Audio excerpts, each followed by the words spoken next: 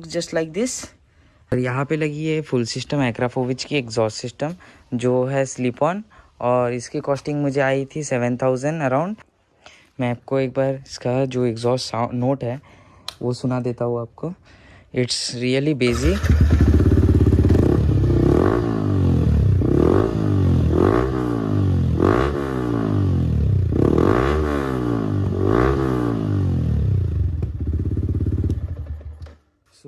आप अगर कोई गाड़ी को कम्यूटर बेसिस यूज़ करते हो so please don't use this slip on exhaust for a long. और मैं इसे ज़्यादा चलाता नहीं हूँ, मैं ज़्यादातर इसे 1-2 दिन बाद राइड पे लेके जाता हूँ महीने पे, और ज़्यादातर ये घर पे ही रहता है। I have that Duke 200 BS3 model, so I use that bike as a commuter bike. I don't use this one because it got this exhaust and big tires, so इसके इंजन में भी इफेक्ट गिरेगा।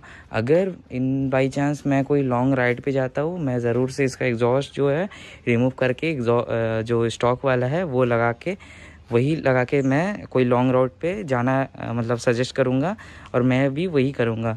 क्योंकि आप अगर कोई long ride पे जाते हो ये एग्जॉस्ट लगा के, तो आपके इंजन में भी और लोगों को भी बहुत तकलीफ़ होगा। सो please don't rev in public areas like in markets. You can rev in outer areas where there is no public. That will not affect your image also, and your people will not call you as a छपरी। और पीछे के tyres की बात करूँ तो ये है 180 के डनलिप के टायर्स, सामने और पीछे दोनों के डनलिप के टायर्स हैं। क्योंकि मैंने इसे दोनों को कॉम्बो में मंगाया था और मुझे कुछ 6000 या 7000 के अराउंड कुछ पड़ा था शिपिंग चार्जेस के साथ। ये इसे मैंने मंगाया था टायर बाय टायर से। मैं जितना भी बता रहा हूँ, जितना भी कुछ जहाँ से मंगाया मैं सारा जो है उनका इंस्टाग्राम अकाउंट या तो फ़ोन नंबर मैं नीचे डिस्क्रिप्शन में टैग कर दूंगा, तो वहाँ से जाके आप कांटेक्ट करके आप भी ले सकते हो। और ये है LED कस्टम टेल लाइट जो कि कुछ ऐसे जलती है, मैं आपको दिखाता हूँ। It starts like this. और इसके जो इंडिकेटर्स है वो भी साइड टू साइड है, ये वाले और ये वाले इसके इंडिकेटर्स हैं, और ये वाली इसकी बैकलाइट है बीच वाली। यहाँ से आप अगर और थोड़ी साइड पे आ जाते हो तो यहाँ पे आपको मिलेगी NUI की गैस सस्पेंशन होती है। इसमें ये जो सिलेंडर है इसमें होती है नाइट्रोजन, और ये आप पकड़ के देखोगे तो ऑल टाइम ये बहुत ठंडी रहती है। सो इसमें नाइट्रोजन है और ये फुल्ली एडजस्टेबल है। इसमें आप कंप्रेशन एडजस्ट कर सकते हो गैस से। कंप्रेशन जो स्मूथनेस बताता है आपका जो सस्पेंशन में कितना स्मूथनेस रहना है नहीं रहना है। और इसमें प्रीलोड है, रिबाउंड है, आप सब कुछ एडजस्ट कर सकते हो। क्योंकि V3 स्टॉक जो V3 आती है उसकी सस्पेंशन में ये वाली चीज़ नहीं आती है। जो सस्पेंशन हार्ड एंड स्मूथनिंग होता है वो नहीं कर सकते, इसमें कर सकते हो आप। और इसमें रिबाउंड भी होता है। जिन लोगों को रिबाउंड नहीं पता, ये है रिबाउंड का जो गियर आता है वो है, इसको आप घुमा के रिबाउंड सेट कर सकते हो। रिबाउंड इन द सेंस क्या होता है, जो आपका टायर कभी भी अगर कोई बम्प में या तो पॉट होल में गिरता है तो वो सस्पेंशन अपना नॉर्मल पोजीशन में कब तक आता है तो उसे आप सेट कर सकते हो। It's what is in our cockpit. Here we got this Brembo braking setup with the normal clutch, where clutch, and we got this hydraulic brake system here. This is the exact replica of the original ones, the Brembo braking system. It cost me about 4,000 to 5,000 with the shipping charges. I bought it from Motomod Automotive, and I got this steering damper with the carbon fiber finish. It's basically working, and it got a mechanism here to stay hardening the steering and softening the steering. It got this plus and minus sign in this area. You can see this. So it basically comes used in when the handle wobbles in the high speed, it controls it. अगर आप इसे मतलब tight करके नहीं चलाते तो ये smooth ही रहेगा, तो उधर आपको कोई काम नहीं आएगा ये। और अगर आप इसे टाइट करके चलाते हो हाई स्पीड पे तो ये आपका काम आ सकता है। क्योंकि इसने ही मुझे 2-3 बार हाई स्पीड्स पे पत्थर आ गया था, एक बार मुझे बचाया था। और क्योंकि मैं जब भी हाई स्पीडिंग करता हूँ तो इसे थोड़ी बहुत टाइट कर लेता हूँ, हाफ टाइट तो कर लेता हूँ minimum. And we got this fast accelerator. This is the basic plastic one.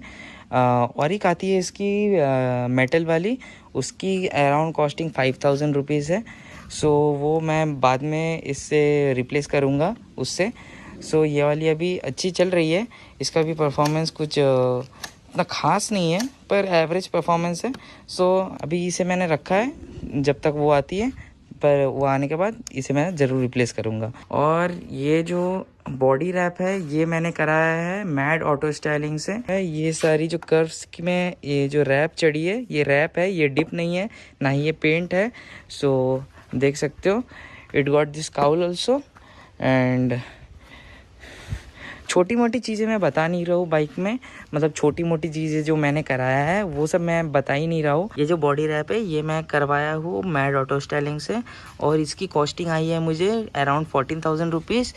And you can see it looks very clean and sharp from everywhere because I have maintained it nicely. And अगर आप ऐसी bike बनाते हो और अगर बनाना चाहते हो तो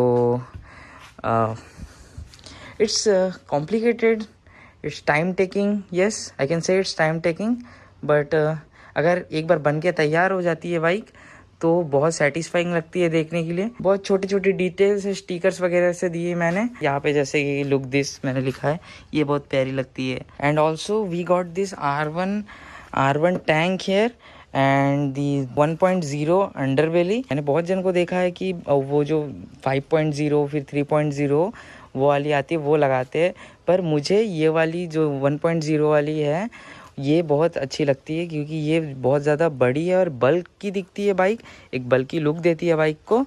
सो you can see the underbelly looks bulky. That's all we have in this car. And और भी छोटी मोटी बहुत सारी चीज़ें थी जो मैंने बताया नहीं, मैं जो बड़ी बड़ी चीज़ें थे जो आपके काम आ सके वो मैंने आपको बताया। So that's all for this video, meet you in another any modification video.